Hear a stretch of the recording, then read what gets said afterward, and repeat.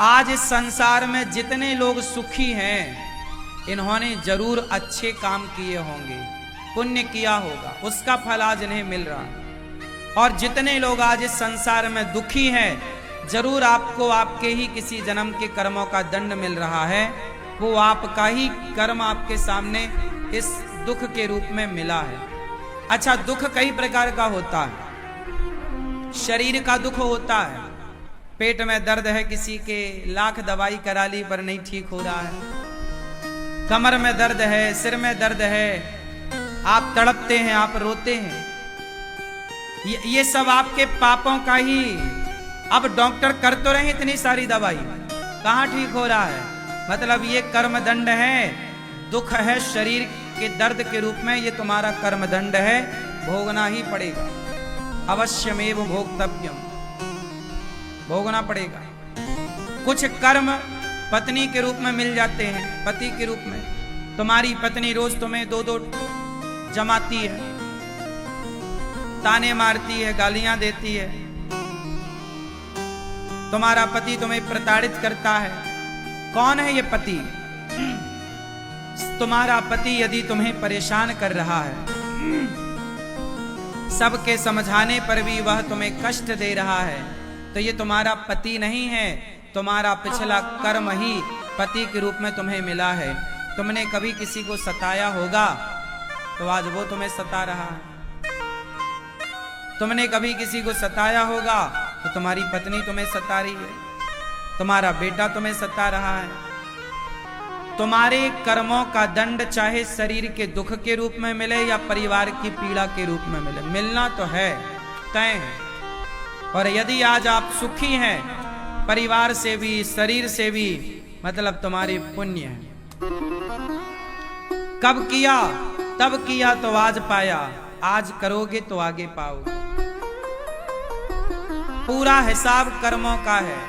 मैं आपको एक थप्पड़ भी मारूंगा, वह भी ईश्वर की डायरी पे नोट होगा। और मैं आपको एक अन्न का दाना दूंगा, वह भी ईश्वर की डायरी पे नोट होगा। मैं झूठ बोलूंगा, वह भी ईश्वर की डायरी पे नोट होगा।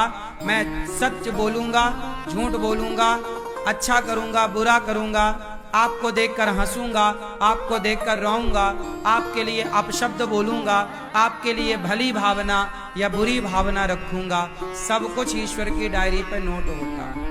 उसी का फल आपको नेक्स्ट अगले बार में मिलेगा।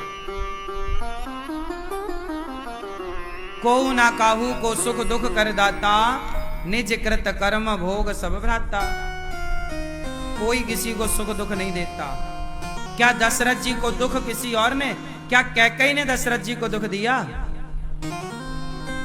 ये तो बहाना है कैकई।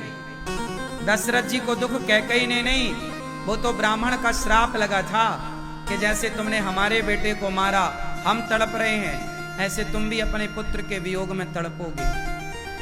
वो तो कैकई एक मोहरा बन गई, माध्यम बन गई, वरना दशरथ जी के अपने ही कर्मों का वो दंड था या नहीं? उत्तर दो। समाज को यह दिखता है कि कैकई ने बड़ा दुख दिया। कैकई तो मुखौटा है।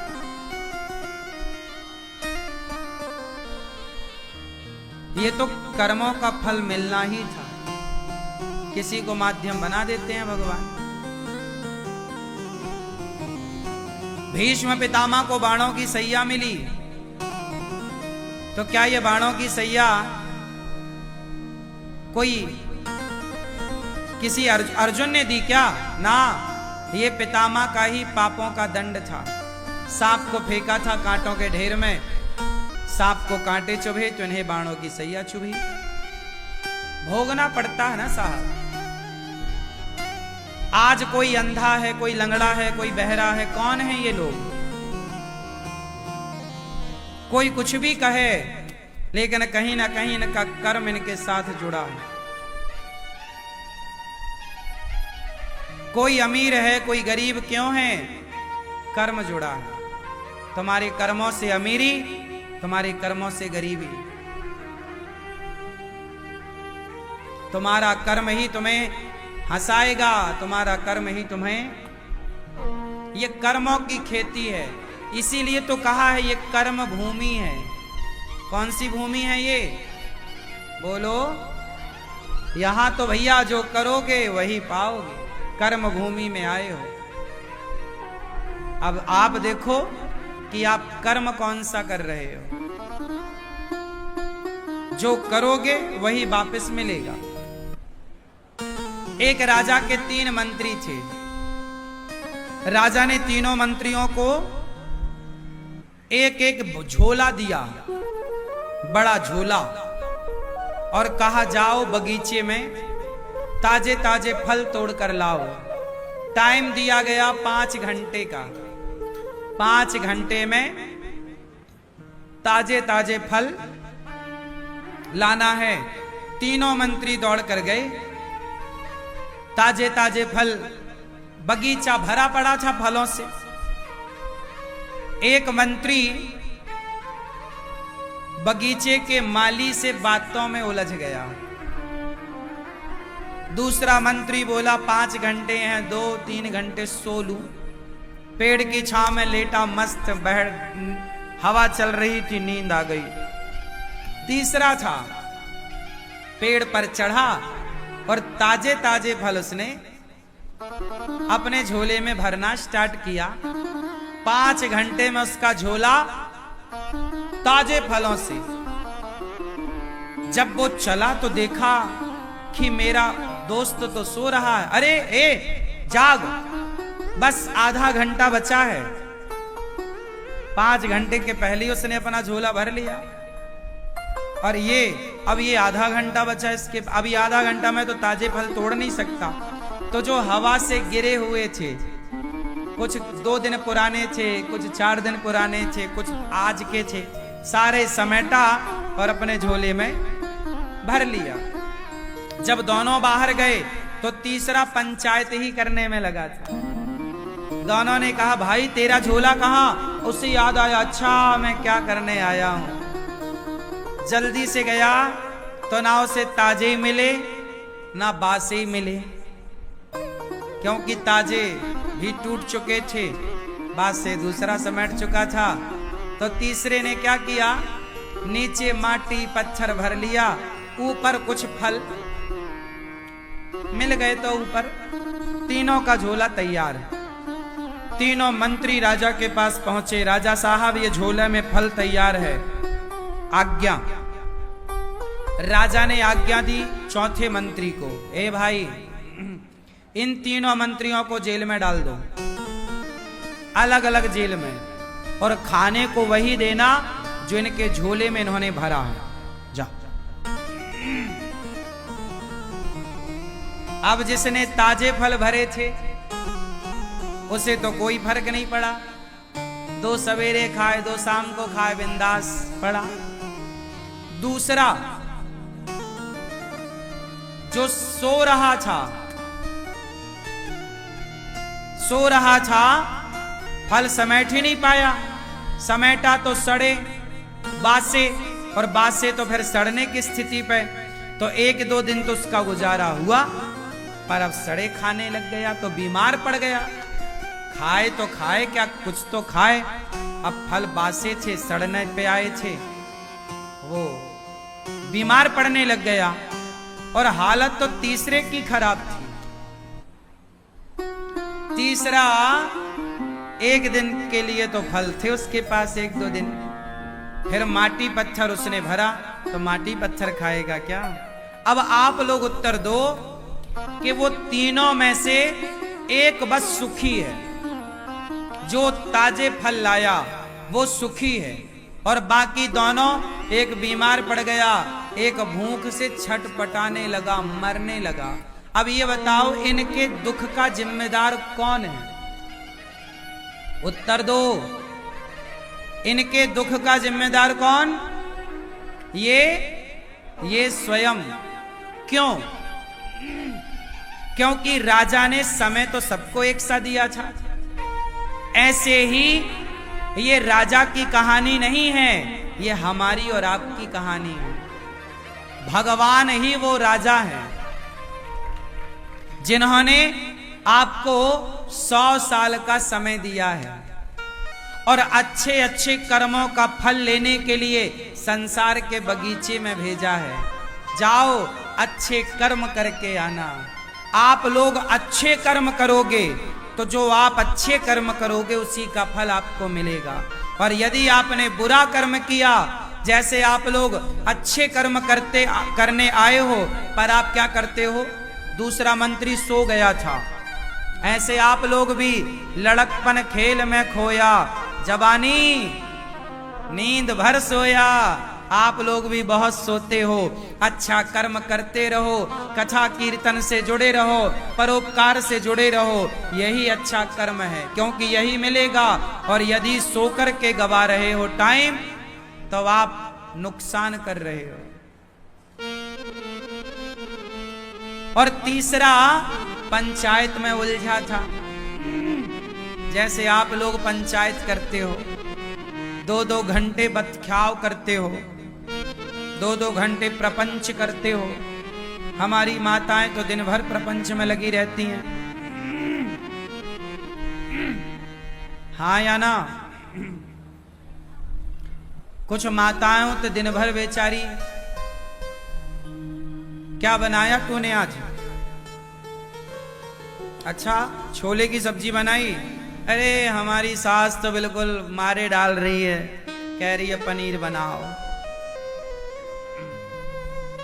दिन भर आप लोग प्रपंच करते हैं, 1-1 घंटा आप मोबाइल पे बात करते हैं। पड़ोसन से आप अपने और उसके दरवाजे पे खड़े होके वो बातें चल रही हैं। आप लोगों को नहीं लगता कि आप लोग अपना समय बर्बाद करते हैं? समय गवाना, अरे दौलत से महंगा समय है। बताओ पैसा बड़ा कि समय बड़ा? किसकी कीमत है, पैसे की कि समय की? उत्तर दो। पैसा बड़ा नहीं है, समय बड़ा है। और आप लोग समय गवाते हो प्रपंच में। बेकार का सोना, क्यों सोते हो इतना, क्यों प्रपंच करते हो इतना? जागो, अपने आप को व्यस्त रखो, बिजी रखो। जो व्यक्ति जितना बिजी होगा वो व्यक्ति उतना स्वस्थ और सुखी होगा। जो जितना फ्री होगा वो उतना बीमार और परेशान होगा। इसलिए अपने आप को बिजी रखो, व्यस्त रखो, अच्छे कामों में व्यस्त रखो। क्यों? अपने कामों में समय मिले तो कथा सुनो, समय मिले तो बच्चों के पास बैठो, समय मिले तो माँ बाप के पास बैठो, समय मिले तो मंदिर में जाकर बैठो, समय मिले तो अच्छे दोस्तों से बात करो, वरना अपने काम में व्यस्त रहो। यदि आप व्यस्त हैं तो सुखी हैं। फ्री हुए तो आज जितने बच्चे शराब पी रहे हैं, गलत काम कर रहे हैं, ये कौन लोग हैं? फ्री। पापा गाड़ी दिला दो, पापा मोबाइल दिला दो, दिला दिया मोबाइल, दिला दी गाड़ी। अब पापा के मोबाइल पे पापा की गाड़ी में ऐश कर रहा है छोरा। सड़क में गाड़ी ऐसे चल रही है, ये कौन लोग हैं? फ्री लोग, फ्री, बेकार, थर्ड क्वालिटी के लोग, टपोरी लोग। अरे व्यस्त है ना जो, उसे कहां यूं गाड़ी चलाने की फुर्सत? व्यस्त रखो अपने आप को। शौक तुम्हारे हैं, गाड़ी की शौक है, मोबाइल का शौक है, तो बाप की कमाई से अपनी शौक क्यों पूरी करना? जब इच्छा तुम्हारी है तो आपकी इच्छा आप ही पूरी करो, बाप क्यों पूरी कराए? या फिर इच्छाएं ना रखो इतनी कि बाप के भरोसे पूरी हो। हमने तो कोई इच्छा बाप के भरोसे पूरी नहीं करी। हमने तो जितनी इच्छाएं करी अपने बलबूते पे की और अपने बलबूते पे पूरी करी। हम तो बाप के टुकड़ों पर नहीं पले। बाप माँ पाल पोस कर बड़ा कर दिया, अब तुम बड़े हो गए हो, कब तक टुकड़ों पर पलोगे?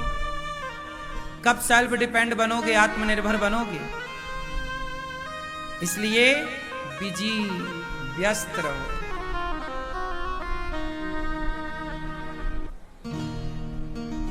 परोपकार की भावना बनाए रहो।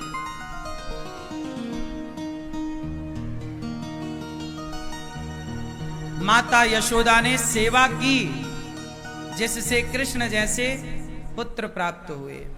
तो हम अच्छा करें तो वो 3 मंत्री राजा के यदि आज सुखी है एक, तो वो भी अपने कर्मों से, और दुखी है 2, वो भी अपने कर्मों से। आप अच्छा, ये संसार में आप आए हो ना, अच्छा कर्म करने आए हो। इसलिए ये दास अनिरुद्ध सवेरे से लेकर शाम तक अच्छे अच्छे कर्म करने की कोशिश करता है, क्योंकि हम जो करेंगे वही हमारा धन होगा, वही तो हमें मिलेगा।